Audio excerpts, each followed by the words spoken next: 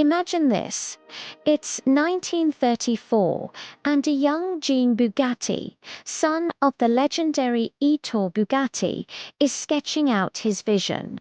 He's not just designing another car, he's crafting a masterpiece, a sculpture on wheels. The result, the Bugatti Type 57 Aerolithy prototype, a car so futuristic, so radical, that it would lay the foundation for what many consider the most beautiful car ever made. The Type 57 SC Atlantic. Only 4 Atlantics were ever built between 1936 and 1938, and today only 3 are known to exist. Their story is one of mystery, breathtaking beauty, and immense value. But before the Atlantic, there was the Aerolithy, its direct ancestor. The original prototype, chassis number 57104, was built for the 1935 Paris Motor Show. It was a marvel of engineering. Its body panels crafted from a lightweight but highly flammable magnesium alloy called electron. Because welding electron was nearly impossible at the time, Jean Bugatti came up with an ingenious solution. He riveted the body panels together externally, creating a distinctive dorsal seam that ran the length of the car from the hood to the tail. This feature, born from necessity, became the Atlantic's most iconic design element. After its stunning debut, the Aerolithy toured London, then vanished. To this day, no one knows what happened to the original. Most historians believe it was disassembled, its parts repurposed for the later Atlantic production cars. The legend was lost. Fast forward nearly 70 years. A team of passionate restorers, led by David Granger at the Guild of Automotive Restorers, embarked on an audacious project to bring the ghost of the Aerolithy back to life. This wasn't a replica. It was a recreation, a painstaking process of reviving a car that existed only in black and white photographs.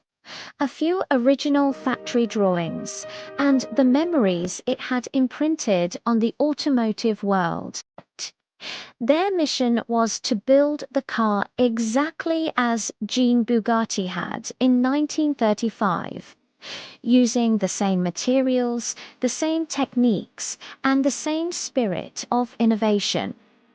The journey began with an original 1935 Bugatti Type 57 chassis, number 57221, which served as the foundation. But finding the right chassis was the easy part. The real challenge lay in the body. The team had to become automotive archaeologists.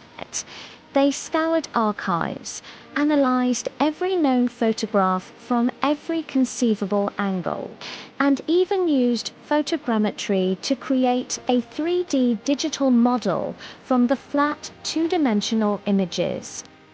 They studied the way the light reflected off the original car's curves to understand its complex flowing shape.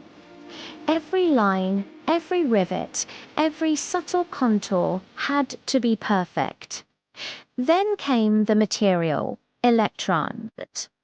This magnesium alloy was as difficult to work with in the 21st century as it was in the 1930s.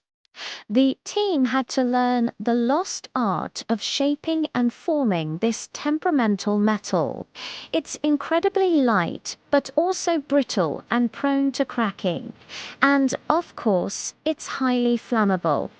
The workshop had to take extreme precautions with specialized fire extinguishers at every station. Every panel was hand-formed over a wooden buck, just as it would have been in Bugatti's Molsheim factory.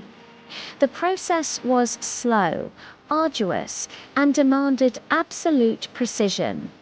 A single mistake could ruin a priceless panel and set them back weeks. One of the most defining features was that famous riveted seam.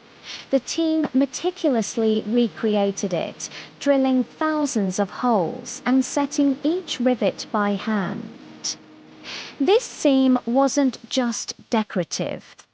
It was the structural skeleton holding the car's magnesium skin together.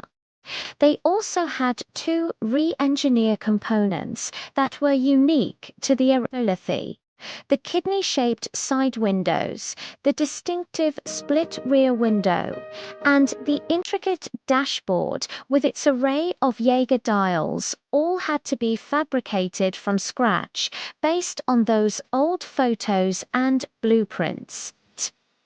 The color was another mystery.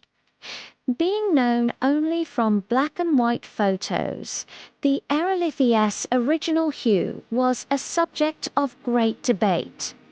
It was known as creme de menthe, a pale silvery green, based on notes from the period, and by talking to the son of the original painter, the team painstakingly mixed pigments to replicate the exact shade.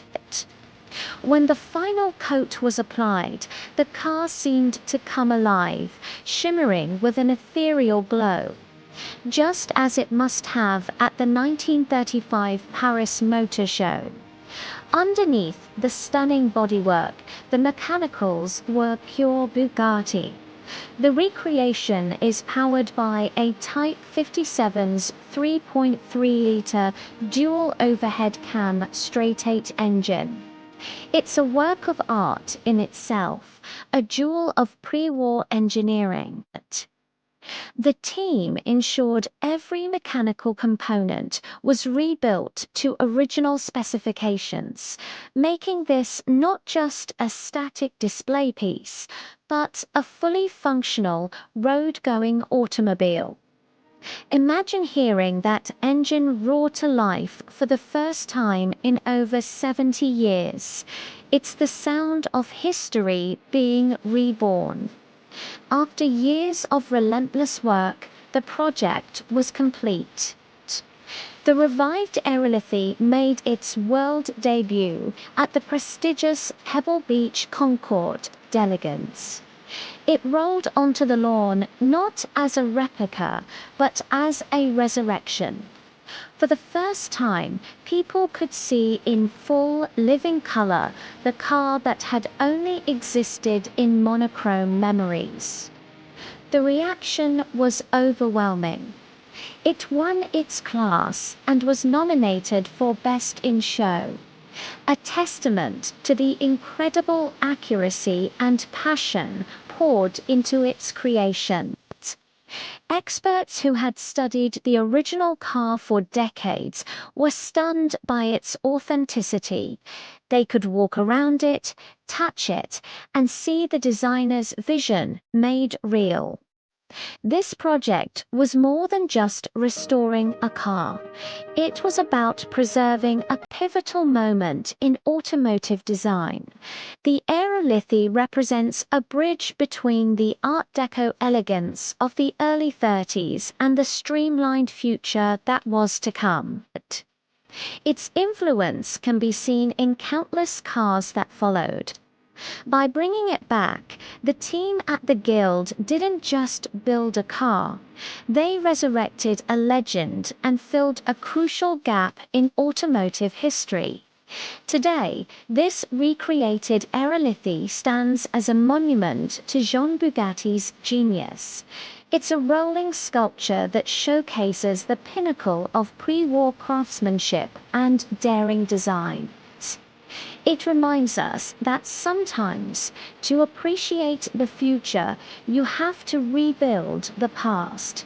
This incredible machine is a ghost brought back into the light, a testament to what can be achieved with passion, dedication, and a deep respect for history. It is, in every sense of the word, a masterpiece reborn. Thanks for watching, and if you love stories about automotive history and incredible restorations, make sure to subscribe for more.